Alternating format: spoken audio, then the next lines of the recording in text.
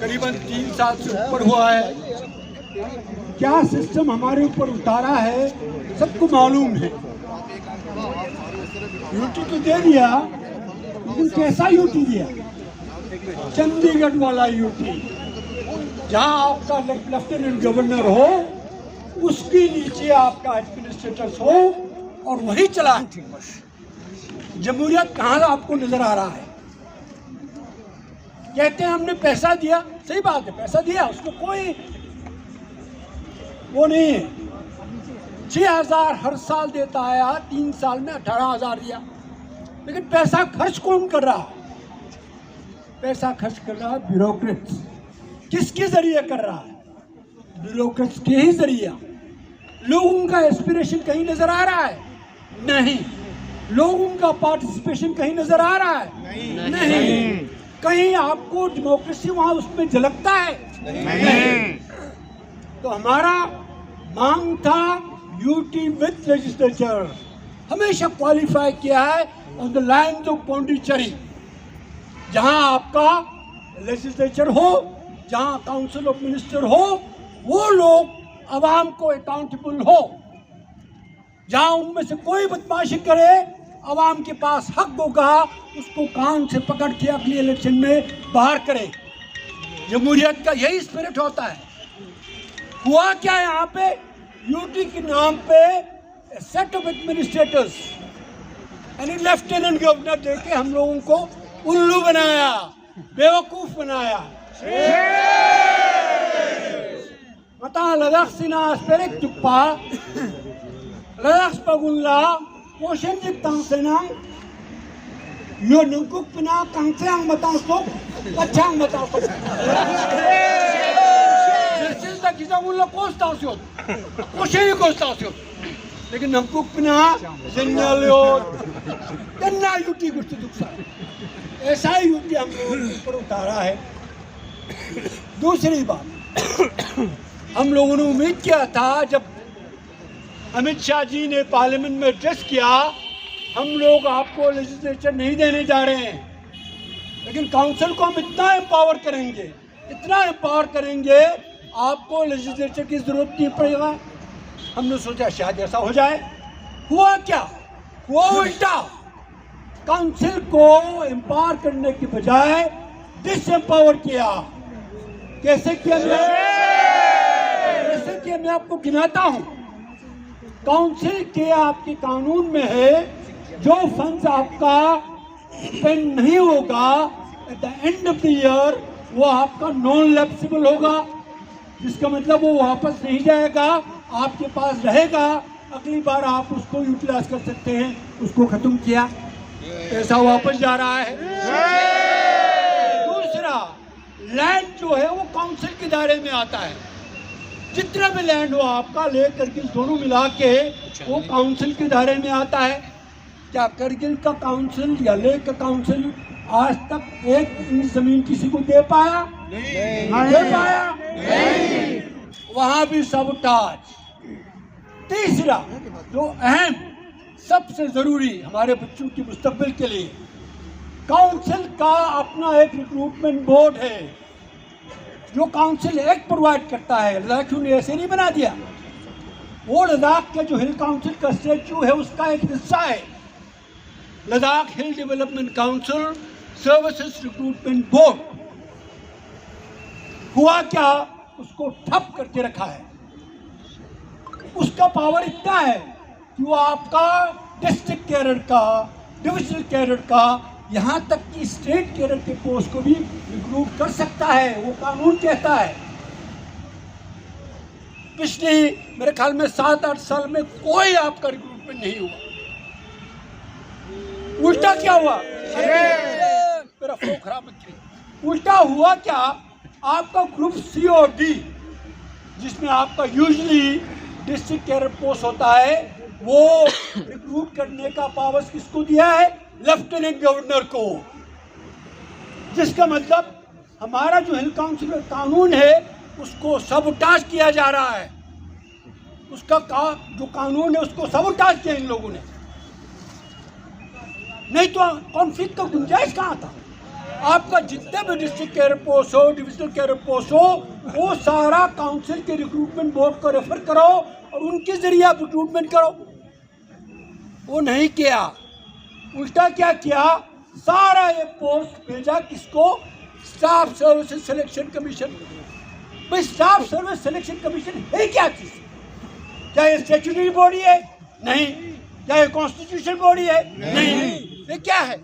एक छोटा सा सेल है, ministry of personal and public grievances, जिसको आपका जितेंद्र सिंह हेड करते हैं, जम्मू का मिनिस्टर। उसके मिनिस्ट्री में एक सेल है पब्लिक, ये एसएससी। कोई उसके पीछे फोर्स ऑफ लॉ नहीं है, स्टैट्यूटरी नहीं है, कॉन्स्टिट्यूशन नहीं है।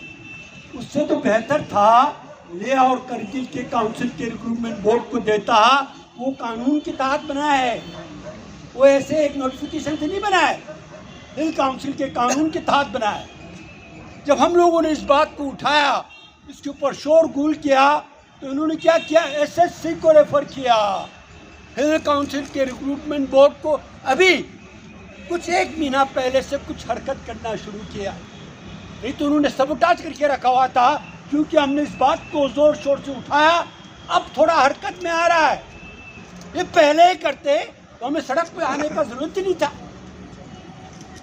दूसरी बात, जो एसएससी रिक्रूट करेगा, इस बार एक वन टाइम एक्सेप्शन किया है कि जिन लोगों के पास में आपका रेजिडेंट सर्टिफिकेट हो उनको हम करेंगे, अगली बार से वो नहीं होगा। ये वन टाइम एक्सेप्शन है, बच्चों लोग सुन लो, कहीं गलत फहमी में ना बैठे। अगली बार एसएससी को जो रेफर करेगा, वो पोस्ट पे हिंदुस्तान की कहीं से भी अप्लाई कर सकता है, कहीं से भी अप्लाई कर सकता है, and there is nothing you can do. तो ये सारी चीजें लद्दाख के साथ में खिलवाड़ हो रहा है। हम क्या मांग रहे हैं? हम कह रहे हैं जो लद्दाख के लोग चाहते हैं एक जमहूरी निज़ाम, जैसे लेजिस्लेचर बना के, फेडरल स्ट्रक्चर में तो ये होता है ना, जैसे काउंसिल ऑफ मिनिस्टर बना के वो अपना है।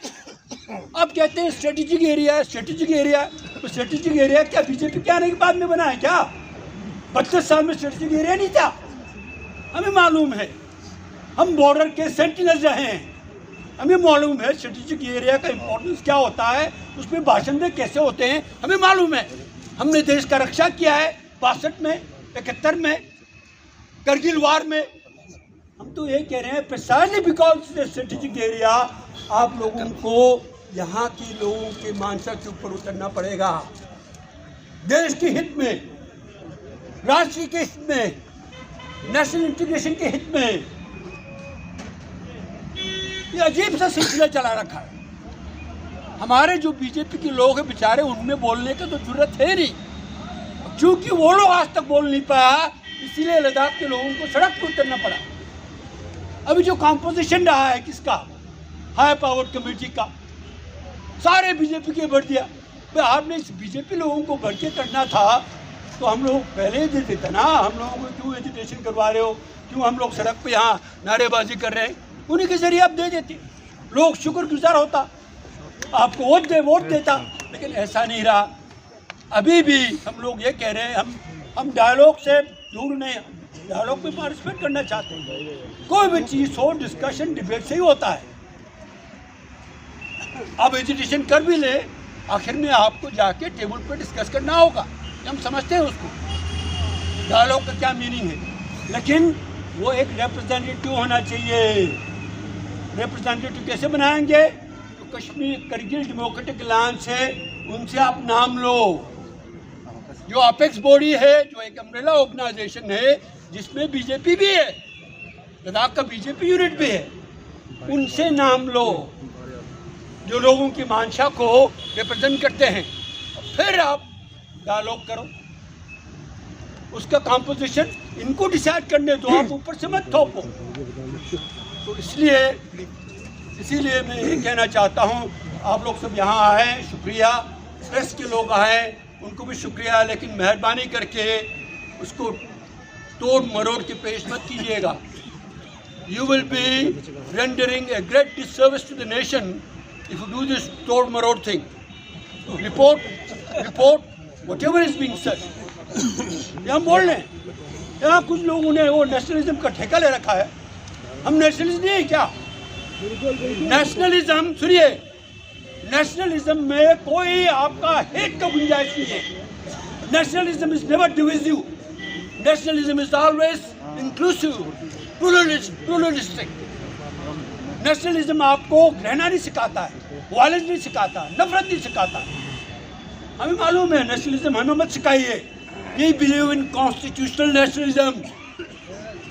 हम जो नेशनलिज्म का झंडा खड़ा करते हैं वो है संविधान का नेशनलिज्म, नफरत का नेशनलिज्म नहीं, हेट्रेड का नेशनलिज्म नहीं, डिविजन का नेशनलिज्म नहीं है, एक्सक्लूसिविज्म का नेशनलिज्म नहीं है। शुक्रिया, थैंक यू।